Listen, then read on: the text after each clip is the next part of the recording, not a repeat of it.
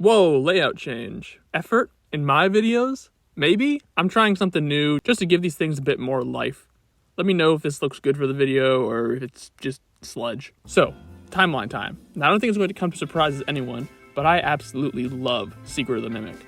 I love its story, I love the characters, I absolutely love the designs, but one particular thing that I really liked about this game is how it builds on the world of the series. No other game has gone this in-depth. This game has given us more dates than the entire series combined, minus AR, but that doesn't really count. We have nearly a complete look at the entire timeline of the Murray's Costume Manor business as well as the early days of Fazbear Entertainment. And so, I've taken upon myself to create what I believe to be a very definitive timeline for this game. I've dug through everything that's possible to go through in this game, from work forms to commercials to the many, many logs, and so let's just dive right in.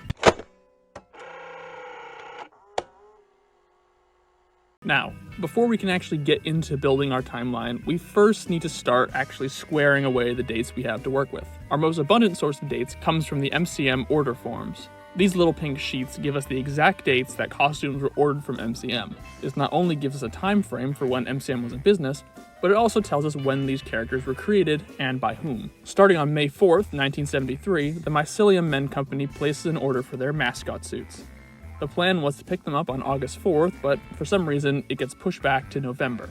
On March 18th, 1974, Hudgies orders their Hedgehog costumes and has them picked up on the 18th of June. On December 15th of that same year, Happy Bee Incorporated orders their Swing Bee mascots, which got picked up on March 15th. On December 15th, 1975, Sharpay's Salon orders their costumes, which they pick up on March 15th of 1976. On October 10th, 1976, we have an order labeled Internal, meaning this isn't from an outside company and instead from within MCM themselves. The form mentions a Harlequin print and an iconic smile, meaning this is likely the order form for the Jesters of Jest cereal. These suits would be finished on January 10th, 1977. And lastly, on January 24th, 1977, Best Birthday Co. would place their orders for the birthday puppy suits. Note the mention of the expressive tongue.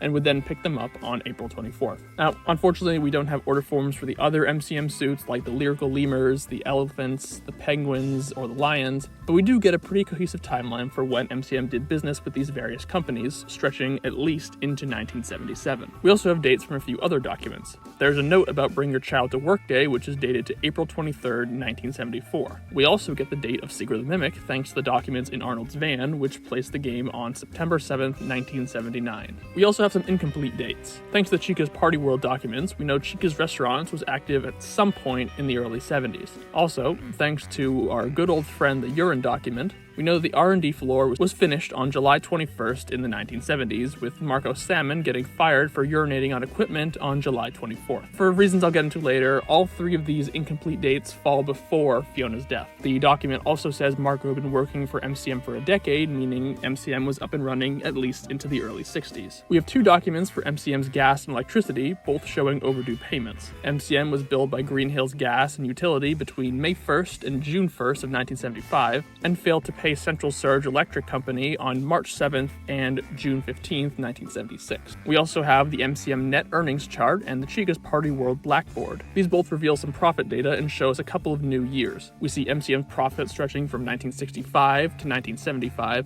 and we see Chica's Party World crashing in 1975. Lastly, we get some mail log dates. The Welcome Show terminal tells us it's been 3 days since the last incident, and we have a text log from one of Fazbear's technicians revealing that he was the one who stopped the show, meaning the incident was likely from one of these employees. This places the arrival of the previous technician team, Team 012, on September 4th, 1979. The mail log outside of Edwin's house is dated to August 3rd, presumably also 1979, and tells us that Edwin got a foreclosure notice 5 weeks prior on June 29th. So yeah, that is a lot of dates, and we are barely even halfway there.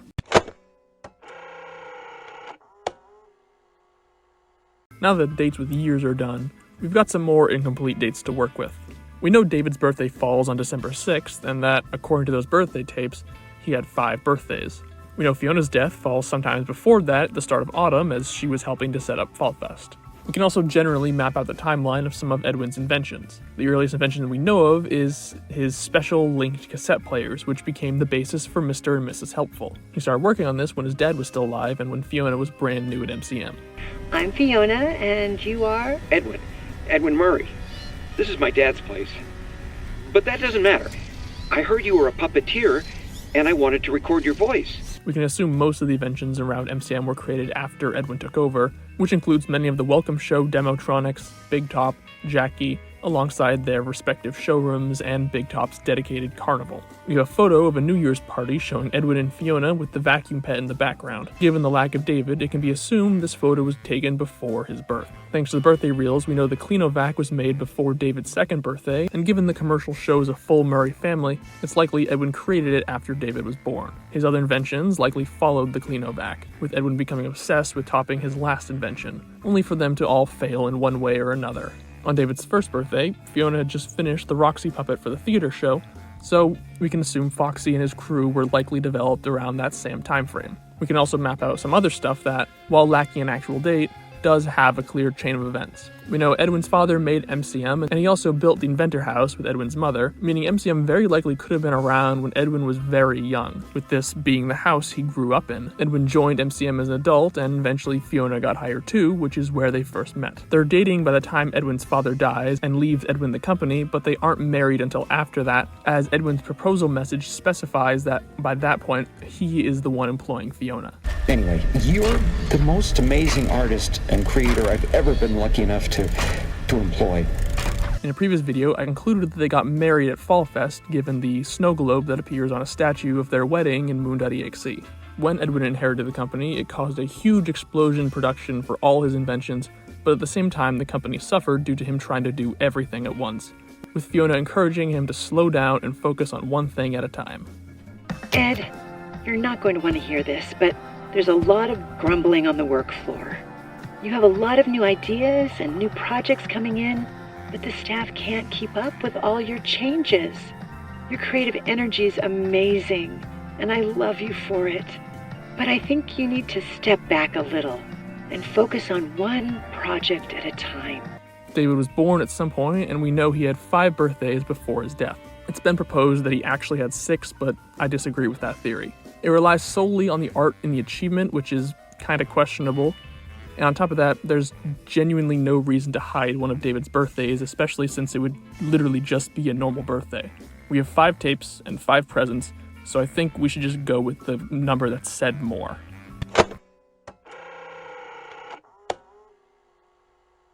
Okay, now remember when I mentioned R&D opening before Fiona's death? We know from the document that it opened in the 70s, but we also have logs down in R&D from Edwin to Fiona discussing the brand new Springlock suits they were making for the diner. Of course, for Fiona to get this message, she'd need to be alive to access the mailbox. She would also need to be alive to have designed the Freddy's characters that she did for the restaurant project. But then, where do we place this stuff exactly? Can we assign a year to Fiona's death? I think we can. The Mycellium Men order form is the only one to have its pickup date pushed back, and I always found that odd. In the workshop, we can also find a message to Edwin trying to get him to correct the spelling of Mycellium Men, and we can tell the message is from Fiona given it addresses him as Ed. This means Fiona would have been around in 1973, leading me to conclude that the reason for the delay was her death. The delay even comes around the time of fall.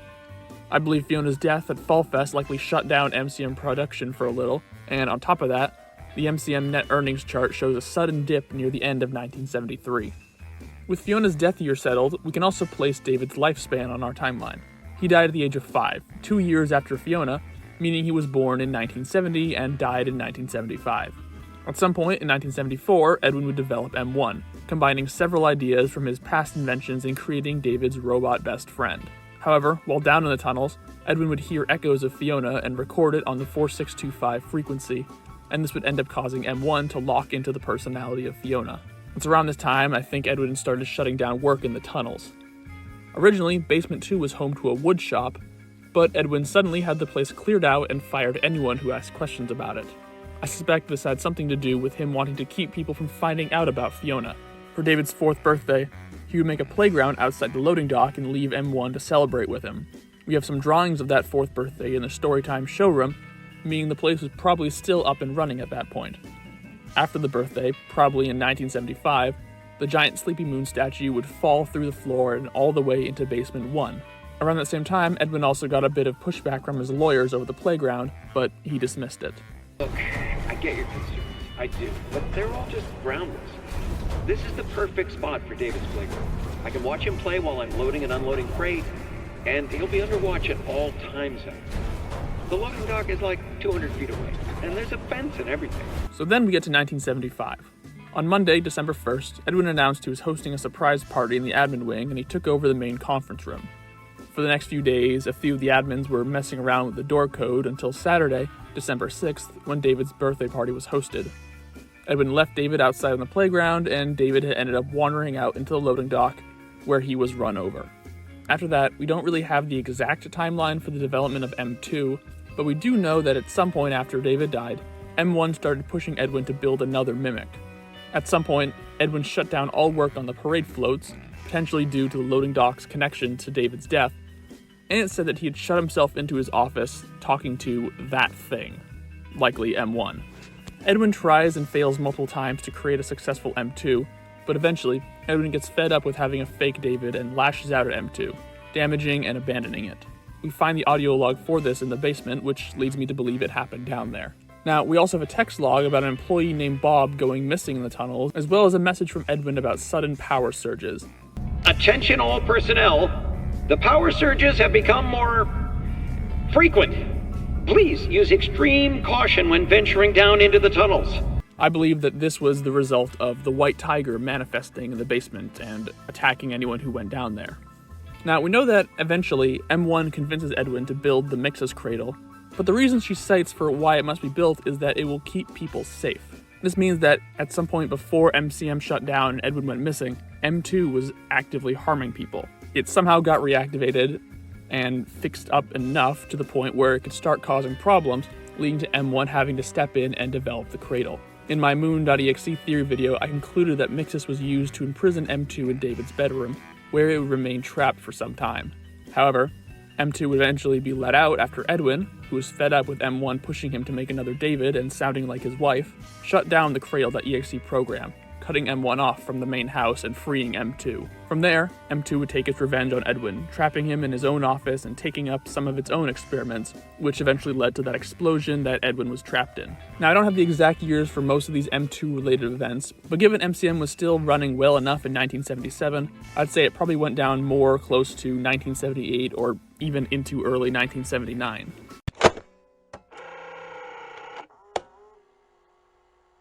We still have a few major parts of the timeline without super clearly defined dates. We don't know exactly when the doll hospital and the recycling center were created, but it was probably made in the early 70s, especially given that Fiona had done a recording for the main elevator out of the recycling center. We also don't know exactly when MCM first partnered with Fazbear Entertainment. The earliest moment we have is Fredbear Sing and Show, a restaurant that was a favorite of the Murray family. The poster for it is in black and white, while every other poster in MCM has color. The only other black and white image in the game is Edwin and Fiona's wedding photo, which leads me to conclude that these might be from a similar time frame. Going off of what we've already established, this would put Fredbear's Singing Show in the early 60s, with it eventually being replaced with Fredbear's Family Diner probably somewhere in the 70s. And on that note, it's time to segue right into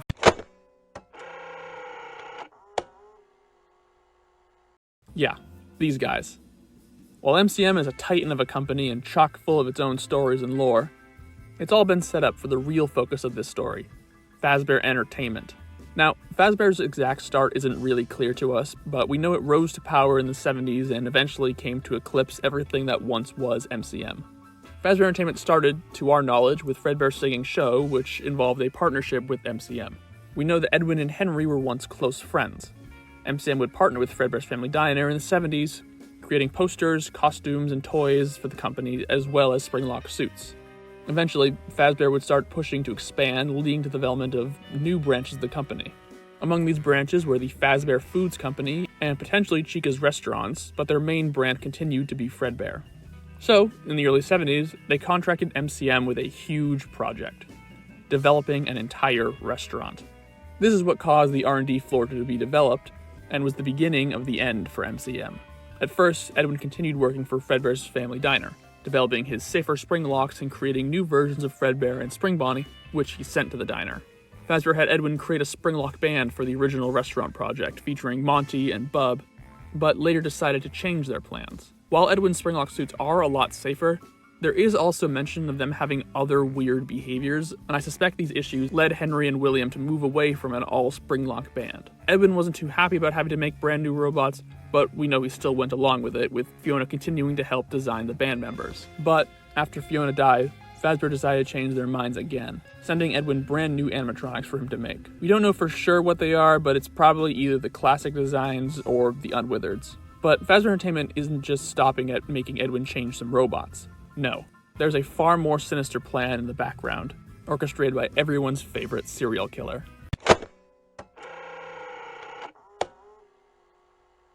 In the admin wing, we can find a message to one of the executives from William Afton himself. It's revealed that Afton was conspiring with his executive to siphon off Edwin's employees. MCM was already a pretty problematic company, especially with Edwin's overambition and his disregard for his employees. His workers already had a lot of issues, and now someone was taking full advantage of that. Afton was trying to drive Edwin into the ground. He got disgruntled MCM employees to join Fazbear Entertainment, encouraging them to get others to do the same with referral bonuses. Afton was throwing a lot of time and money at this, and it was ultimately for one main reason: the Mimic. In Edwin's office, we can find a log where he concludes that M2 was leaked to Fazbear Entertainment. Afton clearly took a lot of interest in Edwin's Mimic technology, and he wants it for himself. And so, he goes about it by ruining MCM until Edwin has no choice but to sell it. We can find Edwin's private bathroom, and in it is a message from William. Here, William talks about how far behind Edwin is, and how Fazbear now owns all the land and everything in it. But the message leads with talking about the software. This is Afton's real prize. Yeah, he gets Edwin's factory, his house, all his characters, and his hopes and dreams, but most importantly, he gets M2. While MCM does end up burning down, causing most of its contents to be lost, Fazbear Entertainment still uses a lot of the stuff they got from there. Big Top would become Music Man, Foxy became a core member of the Freddy's band, Monty and Roxy would go on to become huge stars decades later, and they'd even end up turning Mr. and Mrs. Helpful into Helpy, who pretty much became one of the main faces of the company. But they didn't get everything. At least not right away.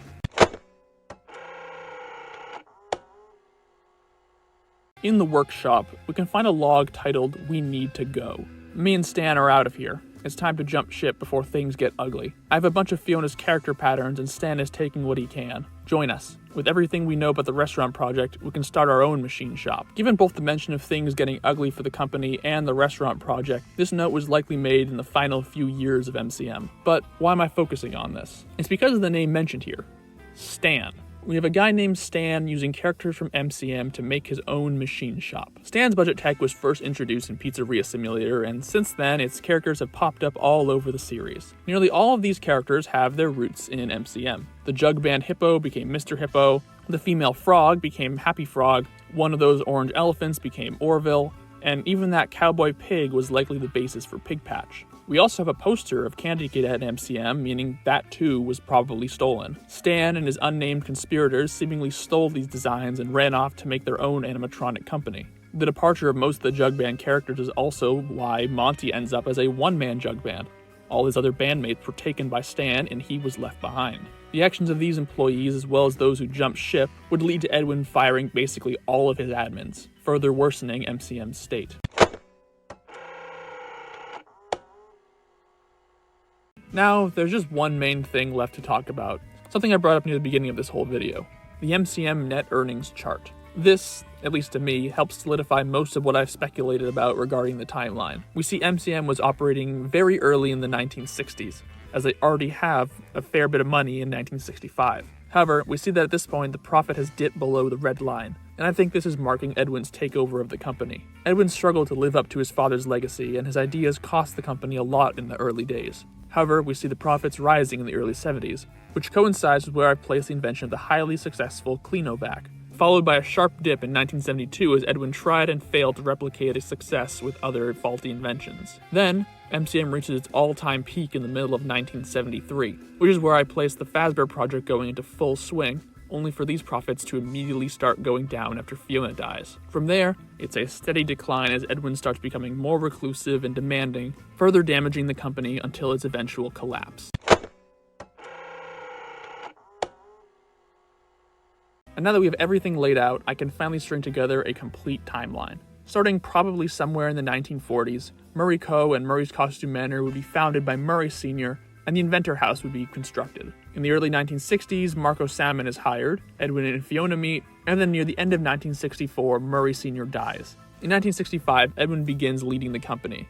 At some point in the 1960s, Fredbear's Singing Show opens. After Edwin's takeover, Mr. and Mrs. Helpful are installed, and the new showrooms are constructed. In fall of the 1960s, Fall Fest occurs, and the Murrays get married. And on December 31st in the 1960s, a New Year's Eve party is made, with the vacuum pit having already been constructed before that. In fall of 1970, we have Fall Fest 1970. On December 6th, 1970, David Murray is born, and on December 6th, 1971, David has his first birthday, and the Roxy puppet is made. At some point after his birth, the Clean-O-Vac is also constructed. In 1972, the Foxy show and the Storytime program are made alongside Springlock suits. Edwin tries replicating the success of the Clean-O-Vac with other inventions, which all start failing. At some point in the 1970s, Fredbear's Family Diner opens, and then Fazbear enters a contract with MCM to build a restaurant for them. On December 6, 1972, David has his second birthday party.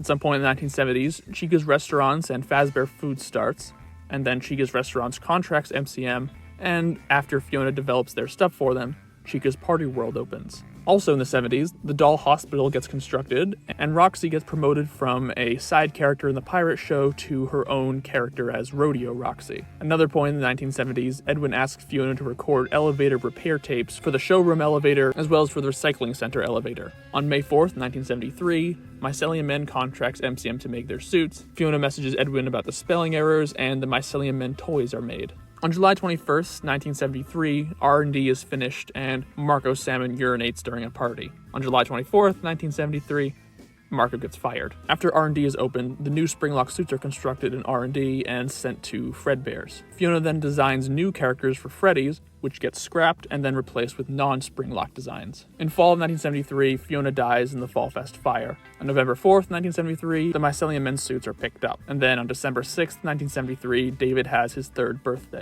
In 1974, Edwin creates M1, and at some point around that same time, Dollie becomes automated. On March 18th, 1974, Hudgies contracts MCM to make their Hedgehog suits. On April 24th, 1974, a memo was sent out about Bring Your Child to Work Day. On June 18th, 1974, the Hudgies suits get picked up. And at another point in 1974, Edwin hears Fiona in the tunnels, and M1 takes on her persona. On December 6th, 1974, David has his fourth birthday and celebrates it in the Storytime showroom. After that, Edwin argues with his lawyer over the playground, and then on December 15th, 1974, the Happy Bee Inc. contract is made. In 1975, Chica's Party World crashes, the Storytime showroom is destroyed, and Sleepy Moon is trapped in the basement by an employee named Clarence. On March 15th, 1975, the Swing Bee suits get picked up, and on May 1st, 1975, Edwin enters into a contract with Green Hill Gas. However, he fails to pay them on June 1st, 1975. On December 1st, 1975, Edwin prepares his surprise party for David, and then on the 2nd through the 5th, the admins mess around with the door codes until December 6th, 1975, when David has his 5th birthday and dies. On December 15th, 1975, Sharpay Salon contracts MCM to develop their suits. On March 7th, 1976, Edwin fails to pay Central Surge Electric Company. Then on March 15th, Sharpay's picked up their suits, and then on June 15th, Edwin fails again to pay Central Surge. M1 starts convincing Edwin to develop another mimic, and Edwin shuts down the parade float construction. On October 10th, 1976, Edwin starts developing Jest cereal and the Jest costumes, and the suits get finished on January 10th, 1977. On January 24th, 1977, Best Birthday Co. contracts MCM to develop Birthday Puppy, and the suits get picked up on April 24th. Now, at some point in the 1970s, Edwin starts building more M2 copies, which all continue to fail. At some point after that, M2 is leaked to Fazbear Entertainment, and Afton starts conspiring with an executive to steal MCM's employees. Edwin discovers the leak and tries to keep it covered up, and eventually he attacks M2 after it keeps copying David. At some point after that, M2 starts attacking people, causing Edwin and M1 to create Mixus. After M1 is put into Mixus, an employee overhears Edwin and Fiona talking in R&D. Now into 1978, everyone is leaving MCM. Stan and some of his others jump ship and steal the designs for what would become Stan's budget tech. Edwin fires his admins. And then, near the end of 1978, Fazbear Entertainment buys out MCM, gaining ownership of all the characters, the land, and the Mimic program. Edwin shuts down Cradle.exe, leading to M2 getting loose and getting its revenge on Edwin. On January 29th, 1979, Edwin receives a foreclosure notice on his house, but never checks the mail because he's gone by this point. On August 3rd, 1979, Edwin gets his last bit of mail. Then on September 4th, 1979, Fazbear Entertainment sends Team 012 into MCM, and all of them die, leading into September 7th, 1979, where the events of Secret of the Mimic happen.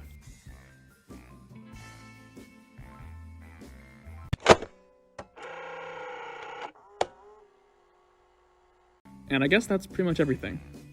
Whole timeline completed. I'm gonna leave the timeline just in the description somewhere if you guys want to just look at it properly. I'm starting up school again, so there will probably be less frequent uploads on this channel. So like every 2 weeks or so, as opposed to sometimes once a week. And yeah, that's everything. Let me know down below if you guys like the layout that I'm doing for these videos, or if you want me to change it. And I guess I'll see y'all next time.